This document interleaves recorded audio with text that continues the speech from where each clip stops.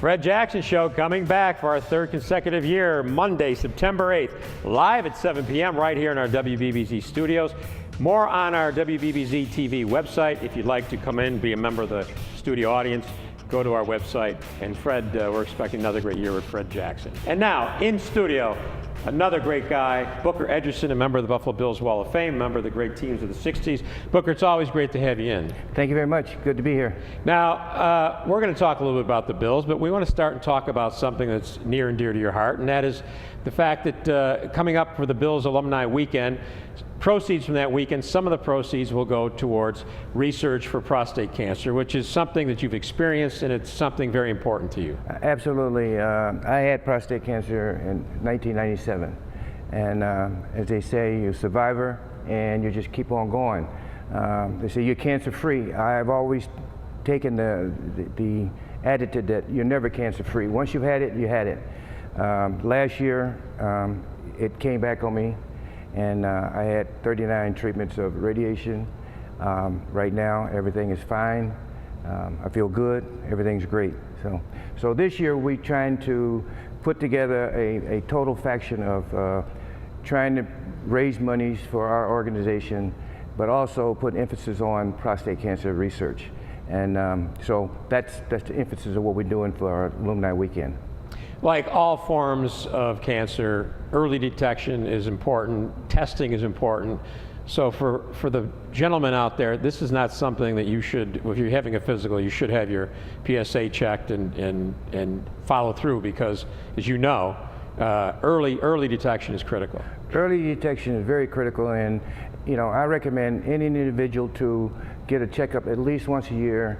But minorities, males, I suggest they should get checkup every 6 months to a year to check with not only their PSA, but also they got to look at other things in terms of eating habits and social life and all that, because it all comes into one, and it plays out that you might have this particular nasty disease that you need to really take care of. So at the Bills Alumni Weekend, and this is one of the charities, what are some of the other charities you're going to help out that weekend? WNY Warriors, we always have to WNY Warriors. We feel that is a charity that we have to, and I shouldn't call it a charity, because these individuals go over and fight for us, not only across the waters, but right here in the States, is that they put their lives at stake every day. And so I don't like to call them charities. It's just an organization that we want to donate money to help them do what they have to do, returning back to society. So, and we also do Alzheimer's disease, we also do the food bank, and we do Buffalo Prep. We do a lot of, last year we gave out close to $100,000 in terms of monies to different organizations to help them benefit in the community, because that's something that we try to do, is we try to benefit the community in one way or the other, because we have an obligation to do that. All right, let's talk football. Now, I'm not old enough to remember Booker when he played, but they tell me you're a pretty good player. We have some pictures here. I found some pictures, and they're not all black and white, so there are some color photos. That's a black and white photo. I think you were 13 in this picture right here. But 16. And you had a great career. You're on the Bills Wall of Fame. You've been around. You've watched this. You've been a part of this community since you hung up the cleats. So you've watched these teams year in and year out. What's your take on the 2014 version of the Buffalo Bills? To be honest, I haven't really looked at it too much. I've been on the road for the past month and a half doing different things. I just got back from my hometown, Rock Island, Illinois, and my mother passed away in February, and I went back there to put together a scholarship fund. I provided $20,000 for a scholarship fund, and what it would do is to provide a scholarship for one female and one male, hopefully over the next 20 years or so. Great. So, and then I'll be doing some other stuff. So I really haven't looked at the team that much, but I have been reading different things about it. I feel that the team is going to always produce and have some kind of recognition in terms of playing good football. I still don't think they're there yet. If they get to 500, I'd be happy. If they get to the playoff, I'd be totally excited. However, I'm not putting my sights that far ahead. Yeah.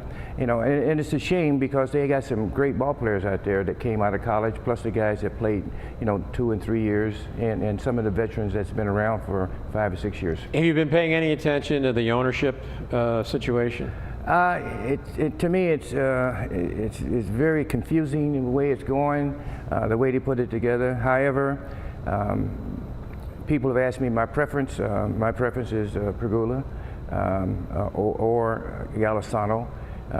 Somebody who knows about Western New York. This is, I believe, a person that cares about Western New York, that would keep this team in Western New York. And I don't see any reason why anybody would take this team and move it anywhere else, because the fans here is great. All they need to do is produce a winner on the field, and you'll get a full stadium every game, every Sunday. Booker, it's great, always great having you on the show. I want you to sit right there because a mutual friend of ours, Dick Beyer, Dick to the Destroyer Beyer, you know, you've all been following on Facebook this ALS challenge, you know, with the ice bucket. And Dick Beyer, the Destroyer, decided to send out a challenge, so we wanted to publicize it. And next week we're going to follow through on it, so let's take a look. And I also have a challenge for Bob Kuzinski. Bob Kuzinski is a sports celebrity at WBBZ in Buffalo, and also to Dennis DiPaolo, who is a son of Ilio DiPaolo, who toured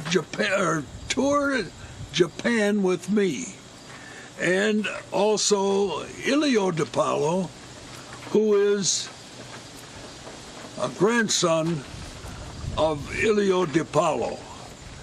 And those are the people that I would like to challenge.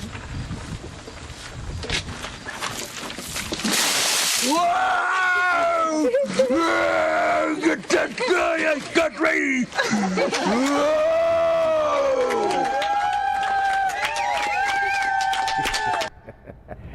So next week, Dick will have a response to that. I like how he introduced me. But Dick Beyer, and I also got challenged by Andy Szymanski, our director, so next week we'll have a response to that. There's rumor that John DeShulo, of course, host of Bragging Rights, also got challenged. Have you done the ALS challenge yet, Booker? No, I haven't. You don't want a bucket of ice water on you? I don't want a bucket of ice water on me. No. We'll be back to wrap up all sports right after this.